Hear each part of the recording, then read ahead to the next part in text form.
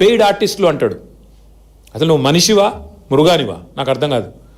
నిన్ను అన్నా నీకు ఓట్లేస్తే ఖమ్మం జిల్లాలో ఇదా నువ్వు చేసే పని.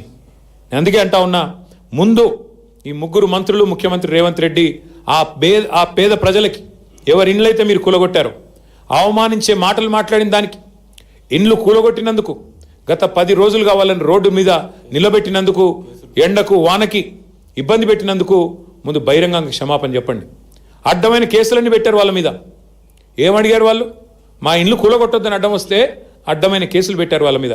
ఫస్ట్ ఆ కేసులు విత్డ్రా చేయండి. అట్లాగే నిజంగా చెప్పాలంటే ఆ కూల్చివేతల కంటే కూడా అవమానకరమైన మాటలు, ఎంత బలుపు, ఎంత కావురం మంత్రులకు నాకు అర్థం కాదు. పెయిడ్ ఆర్టిస్టులు అంటావా? నువ్వు పెయిడ్ ఆర్టిస్ట్వి. ఇలా గవర్నమెంట్లో ఉండి పందికొక్కులాగా ప్రభుత్వ సొమ్ము దోచుకుంటూ 1000 కోట్ల కాంట్రాక్ట్లు నీ కొడుకు కంపెనీకి ఇచ్చుకుంటూ ప్రభుత్వ సొమ్మును పందికొక్కులాగా తింటున్న వాడు పెయిడ్ ఆర్టిస్టు. పేదలు ఎందుకు అవుతారండి పెయిడ్ ఆర్టిస్టులు? నీలాంటి పందికొక్కులు, నీలాంటి దుర్మార్గులు, మానస హిల్స్లో ఇల్లీగల్ మైనింగ్ చేస్తున్న పందికొక్కు నువ్వు పెయిడ్ ఆర్టిస్టు. సిగ్గు శరం లజ్జ ఉంటే కాళ్ళు మొక్కి క్షమాపణ చెప్పి వాళ్ళకి ఇండ్లు కట్టించి అప్పుడు మాట్లాడు.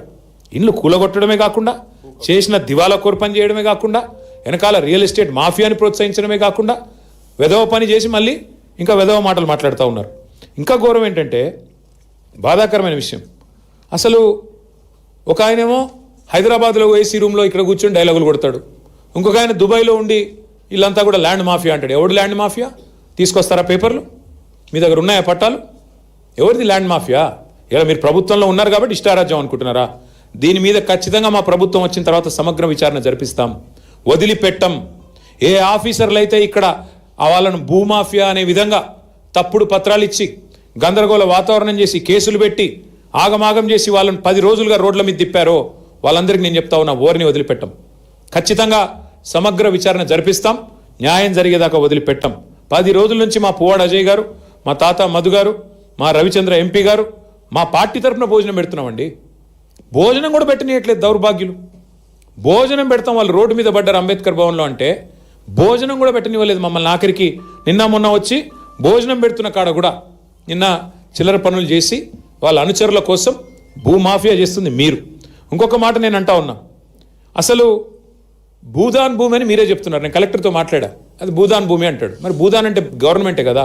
భూదాన్ ఉద్దేశమే పేదవాడికి ఇండ్లు లేదా వ్యవసాయానికి రైతులకు లేకపోతే పొలం ఇవ్వడం కదా. మరి అక్కడే ఇస్తే అయిపోయేది కదా అని అడిగిన. ఎందుకు గులగొట్టిండ్రని అడిగిన, సమాధానం లేదు. ఏందట అంటే పక్కన విల్లాలు కట్టిండట ఒక ఆయన, కాంగ్రెస్ ఆయన. ఆ విల్లాలకి ఇది అడ్డం వస్తుందట, అందవిహీనంగా ఉన్నాయంట ఇల్లు, ఇవి అడ్డం వస్తుందంట, వ్యూ బాగలేదంట, అందుకని వీళ్ళని తీసేయాలంట. ఇందుకే ఈ ముఖ్యమంత్రిని నేను మొదటి నుంచి తుగ్లక్ అంటున్నది. పిచ్చి తుగ్లక్ పనులు కాకపోతే ఏంటండి ఇవి? భూదాన్ బోర్డుల్లో ఇల్లు కట్టుకుంటే పట్టాలు ఇవ్వాలా? నువ్వే చెప్తావు కదా నీతులు. పేదవాళ్ళు తెలుసో తెలియక ఇల్లు కట్టుకుంటే రెగ్యులరైజ్ చేయాలా? It's a criminal waste. నువ్వే నరికితీవు కదా.